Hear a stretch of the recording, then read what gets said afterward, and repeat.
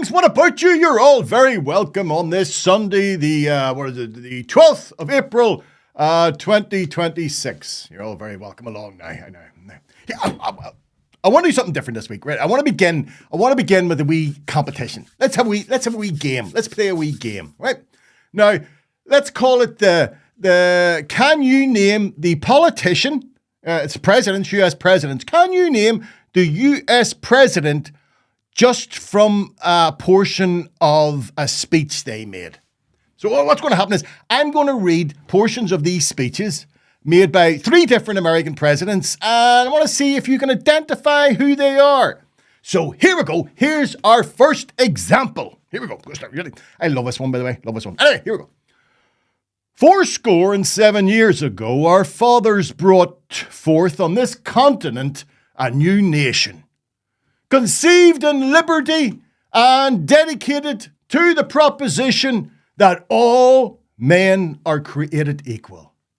Now we are engaged in a great civil war, testing whether that nation or any nation so conceived and so dedicated can long endure.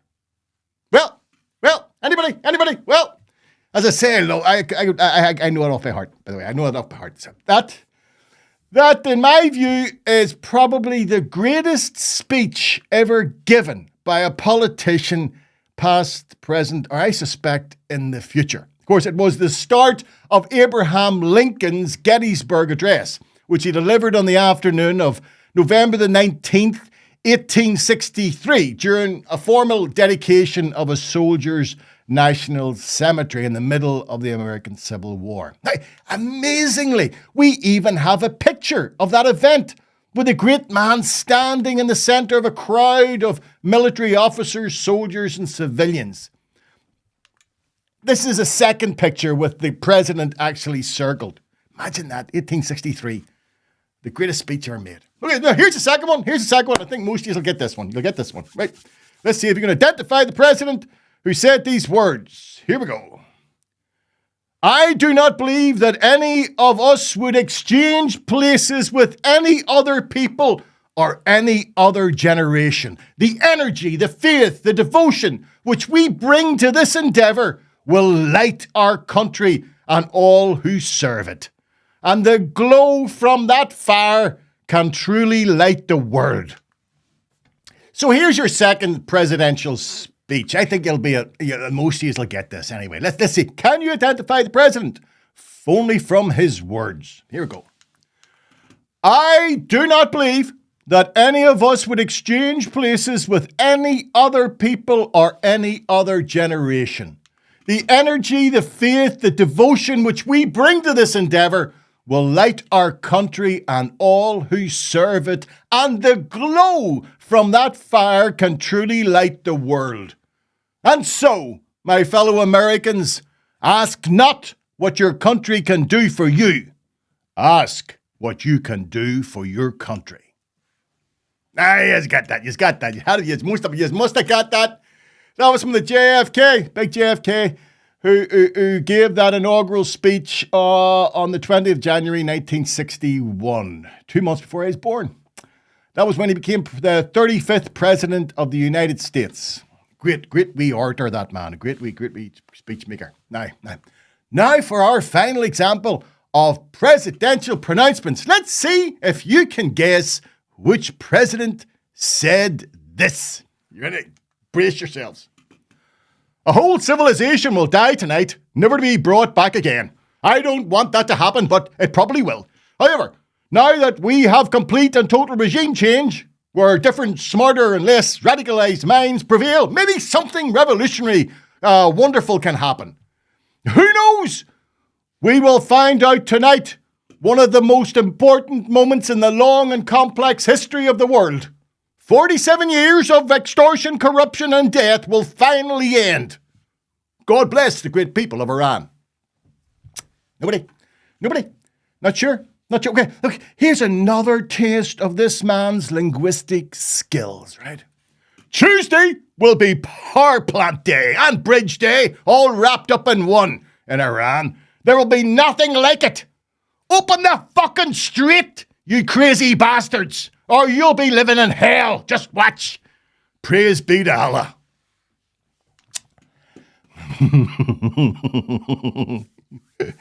Those, of course, were the insane rantings of United States President Donald Trump. A man whose deranged and obscenity-laced rhetoric has dragged the office of the president into the oratorical gutter.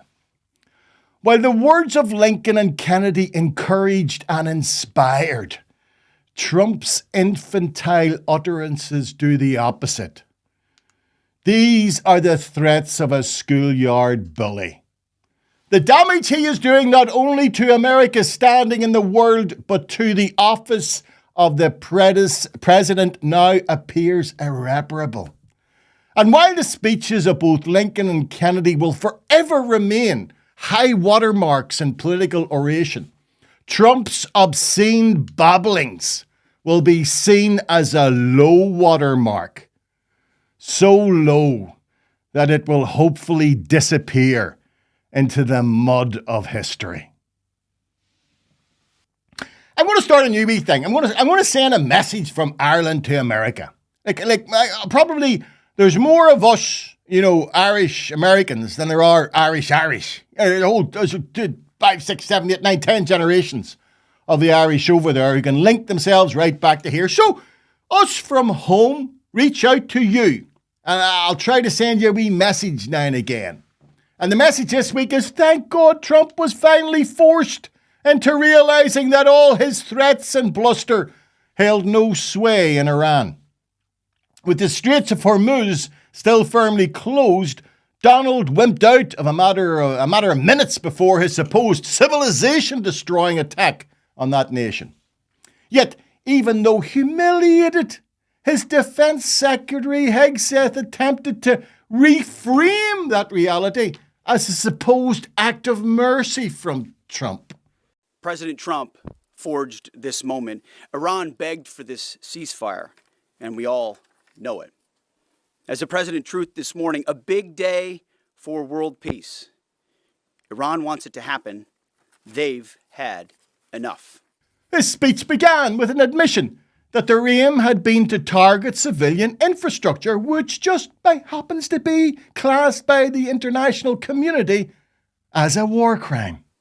You see, had Iran refused our terms, the next targets would have been their power plants, their bridges, and oil and energy infrastructure. Targets they could not defend and could not realistically rebuild. It would have taken them decades, and we were locked and loaded.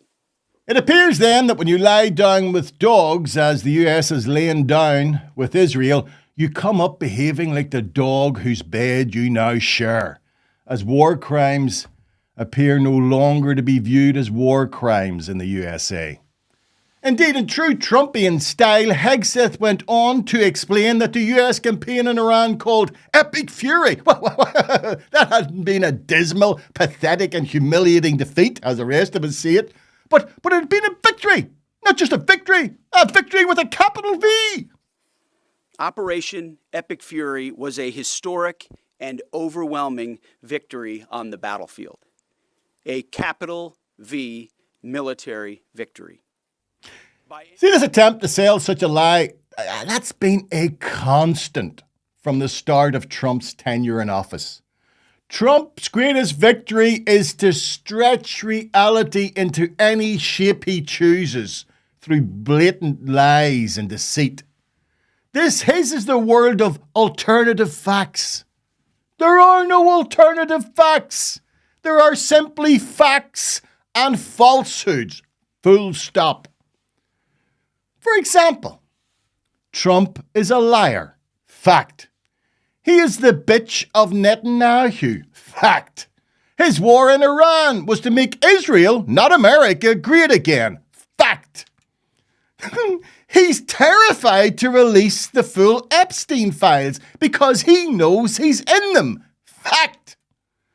His failed attack on Iran has saved the fanatical mullahs to continue with their fanatical rule. Fact.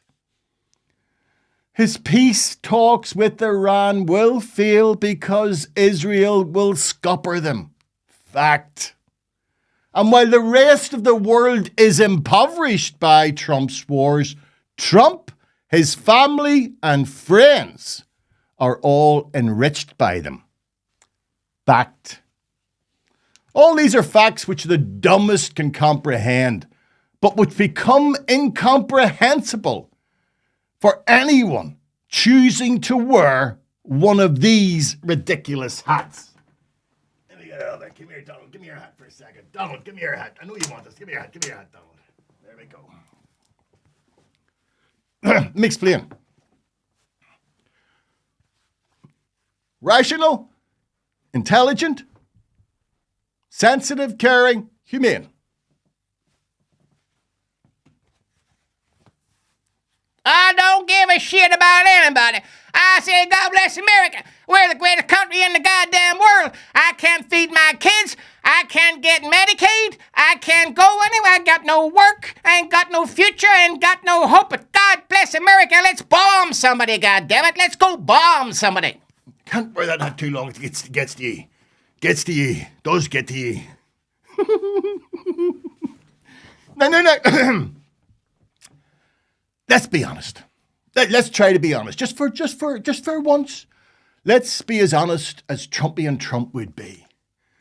Because to buy into Trumpian bullshit, you need to be as thick as that plank of wood. Am I suggesting Maga is stupid? Yes. Fact. That's exactly what I'm saying. As only a fool or a child would fall for the mendacious nonsense spouted by Trump and his minions. No, the real question is, how much proof of his lies do the red cap wearing zombies need before they waken out of their stupid stupor and accept they've been taken for fools? Proof of Trump's blatant lying was obvious from the start. In his own words, and those serving him, he promised the American electorate that he'd be what? A man of war? No, not to Donald. He was going to be the president of peace. War hawks, they want to draft your kids to die in wars, and they will never fight themselves. You know, we'll stay around the country for 15 years, just bomb the hell out of everybody, make everybody miserable. Nobody knows why we're there, you know, the wars that never end. These endless wars that we've been in, I've gotten us out of so many. We don't want to get into wars. We're tired of fighting. I'm the only president in the last 84 years that didn't start a war. Under Trump, we will have no more wars. No more wars. No more wars. We will have prosperity and peace. We will have prosperity and we will have peace. Remember, I'm the president of peace. They said, he will start a war. I'm not going to start a war. I'm going to stop wars. He's going to start a war. I said, no. My rhetoric is going to keep us out of wars. And that's what happened. My proudest legacy will be that of a peacemaker. That's what I want to be, a peacemaker. We will measure our success not only by the battles we win, but also by the wars that we end, and perhaps most importantly, the wars we never get into. So, as today, April the 12th, 2026, Israel continues to turn Lebanon into another wasteland like Gaza with their indiscriminate bombing, killing men, women, and children. This precarious peace will be short-lived. As short-lived as many brave young American soldiers whose lives will be placed on the altar of Israel expansionism by the criminal regime of Donald Trump. Son, Trump knows exactly what he's doing, and we got to trust him. They need you out there. Israel is our greatest ally, man. Dad, but I've been watching a lot of Tucker Carlson. I don't give a shit what Tucker Carlson said, boy! Damn it! Son, you're not just signing up for the military. You're signing up to protect our greatest ally. But What about protecting America? That's what I said. Holy shit! We need backup! Call for backup! Backup? What backup? All our backup was sent to protect our greatest ally! Kid, I'd say you've got a lot of balls, but they cut everything off from the waist down.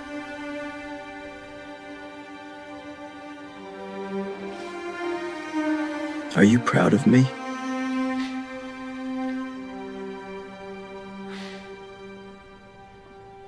Not until our greatest ally is safe. You're one of the lucky ones, you know that? Because of what I'm doing for our greatest ally, you get to be a hero. I can be your hero, baby. I wasn't here last week. My apologies. But I was away on an Easter break with the wife and kids. And we visited Italy, a country and a people I love. Swear to God. It's the one nation in the world, if I was forced to leave here, I'm never going to live anywhere else, but if I was forced to leave here, Italy is the one country I would go to. Definitely. It's an amazing place. Anyway, so we were there to visit Pompeii. Now, I'd seen Pompeii before, some 30 odd years earlier. Well, on that visit, I'd started off in Rome with a very good friend named Paul, who's a very good friend, but a rabid Tig. Oh, yeah, rabid Catholic. Oh, you've no idea. Oh, this boy, the Pope isn't Catholic enough for this character, I'm telling you. So somehow, he managed to talk me, we were in Rome, and he managed to talk me into travelling from Rome to Medjugorje, a religious site, Catholic religious site, in then Yugoslavia. I gave in. So having traversed the country from the west to the east coast, we discovered ourselves in the port of Pescara, from where we hoped to sail to Split, I think it was, in Yugoslavia. We arrived very late at night, 11:30 or 12:15 or something, and we tried in our broken Italian to explain to the man behind the ticket desk where we wanted to go. He was able to work out enough to look at us with bewilderment, and reply in broken English, no, boom, boom, boom, boom, with all the hand gestures. No, the international hand gestures. No. Coming from Belfast, we were shouted Italian, but we were bilingual in the language of war and bombs. So after some more gesticulation, and I think he told us off, we realised he was right. He was right. As in our enthusiasm to reach the holy shrine, we'd somehow overlooked the fact that Yugoslavia at that very moment was involved in a vicious war between Serbs and Croats, which devastated that country. Nice. So, I have to admit, my friend was crestfallen. I was less so. And I noticed on one of the notice boards that there was a train leaving in 30 minutes, which I knew could get us close to Pompeii, which I was much more interested in visiting. So off we went, got on the train. But what I hadn't factored in is how long it would take. As unlike today's sort of high-speed trains, R1 went at a very leisurely pace, stopping it seemed at every village on the long journey south. Worse! On top of that, it turned out to be the most uncomfortable journey I've ever taken in my life, as what we had to sit on weren't so much seats, more medieval torture instruments. 15 to 18 hours later, and on finding a cheap B&B or hotel, I immediately went into a coma-like sleep where I didn't waken for about 12 hours. When I did waken up, we decided to go up Mount Vesuvius, right? Amazing experience, amazing place.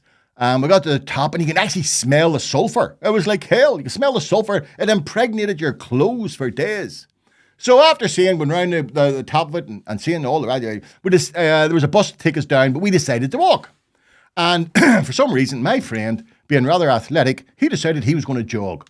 So in the spirit of camaraderie, I joined in, jogging beside him, just at a leisurely pace. From nowhere, this streak went past us. It was an American who, as he passed us, shouted, "Last man down is a bitch." Nay. I am not unknown to take up such a challenge. I am by nature competitive, so without looking back, I took off in hot pursuit of the arrogant Yank. Within 20 yards, I'd not only caught up with him, but had easily passed him. My friend, by the way, who'd more sense than to join this race, later told me that the American was so surprised that this wee fat Irishman passed him that he gave up and stopped running. I would have to admit, boys and girls, I would have done likewise. But such was the incline and the speed of velocity that I was going that I was trapped somewhere between running and falling. This became clear when a matter of seconds after passing the American, I tripped and fell, disappearing into a cloud of Vesuvian dust, rolling down for about 10 yards. Thankfully, the only thing hurt was my ego, and I quickly regained my feet and jogged at a much reduced rate to the bottom of the volcano. I got a reminder of this humiliation weeks after, returning home when I found a handful of Vesuvian dust still in one of my jeans pockets. Now, this may have been the reason I didn't go up Vesuvius this time with the family, along with the fact you couldn't get a ticket for 6 months. Can't go anywhere now. We did, however, visit Pompeii, which, while still in a state of dilapidation, looked much, much better than most of North Belfast. Now, we hadn't taken a tour, me and your lunatic, way back, we hadn't taken a tour when we visited 30-odd years ago, but this time we did. And going round, showing round, I was astounded by the similarities between those Pompeii citizens who lived 2,000 years ago and us living today, right? The only difference really is the advancements in technology. The personalities, the way they lived, their ambitions, their hopes, their loves, their lusts was all the same. Like, for example, Pompeii didn't have a subterranean sewage system the way we do, so it just all ran down the streets. But they were not a stupid people. The Romans were not stupid. So they built stepping stones where you could basically step across this awfulness without getting your feet dirty. They also had ornately decorated bathhouses existing to allow them to clean themselves. And some of them even had underfloor heating and heated baths. Can you believe that? 2,000 years ago. Now this is a version of Roman fast food, where you could stop for a quick snack of fish or chicken, just on you, give a couple of shekels, whatever it was, get your wee bit of meal and on you went. Fresh water was readily available throughout the city in the form of public fountains, which were fueled by an aqueduct. And even today, you can see on the fountain edge where it had been worn down by hundreds of years of people bending in to get a drink of water. Each of the fountains was decorated with a unique emblem or symbol. And this would have been the way locals would have met. Same as only a day we'd say, I'll see you down at Castle Court, wherever. No. I'll see you at the fountain with a guy with a big beard. Right? See when the sun's halfway down, I'll see you at the fountain with a guy with a big beard. The same as us. At the end of the tour, the guide asked all of us gathered, about 30 of us, if anyone had any questions. And yet again, to my family humiliation, my neurodivergence made an appearance, and I put my hand up and said in a loud voice, Can you direct us to the brothel? My daughter's still not talking to me. But see, what happened, me and my friend had happened upon the brothel all those years ago, and I'd been stunned by the ingenuity of its owners. Now, I want to explain this. Pompeii is today miles away from the coast, but at the time of the Vesuvius explosion, it had been a coastal port. Now, that meant, of course, like any port, it was visited by people from all parts of the empire, speaking a multitude of languages. However, the brothel owner in Pompeii refused to let these linguistic difficulties hinder his business. And an ingenious move. What he did, will you hear this? What he did was over each of the beds, where they right over on top, just at the top of the wall, he had painted images of various sexual acts and positions, and very, very sort of clearly. So therefore, you know what I mean? Somebody from Thebes could come in and go, and they're, give me the money. And what I wanted to do, I knew this was all there, so what I wanted to do is a wee bit of laugh, right? I wanted my son to film me, right, in the brothel, okay? I want him to film me pointing up at the different images, right, going, I want 1 a.m., I want 1 a.m., I'm going to try for 2 a.m., and if I've any money left, or if I'm alive, I'm going to have a go at that one. I definitely want to have a go at that one. Oh, yeah, I want to go at that one. He wouldn't do it. Child's got no sense of fun. No sense of fun at all. It's the Protestant in him. That's what it is. Another example of ancient meeting modern is the first instance in the world of watch the dog sign. Right? This fresco is at the door of a house in Pompeii and basically says, beware of the dog. Now, many people mistakenly believe to this day that Pompeii was entombed when it was covered by lava from Mount Vesuvius. This is not true.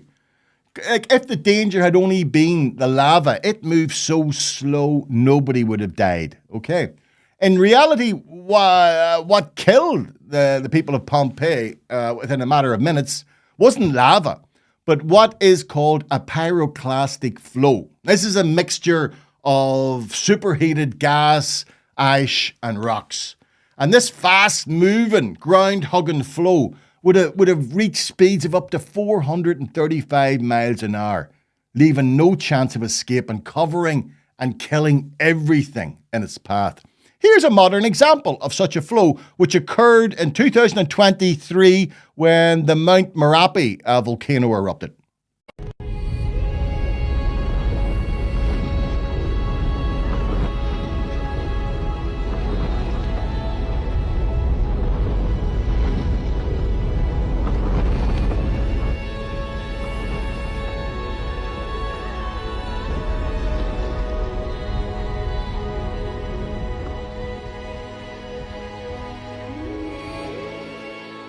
Now, as horrific as it would have been for the unfortunates caught in its path, this particular eruption, as it sort of showered down this dust and rocks, it allowed for the perfect preservation of both the people killed and their city.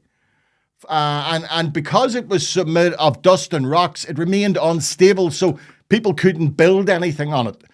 So for millennia, it just remained countryside to be eventually discovered.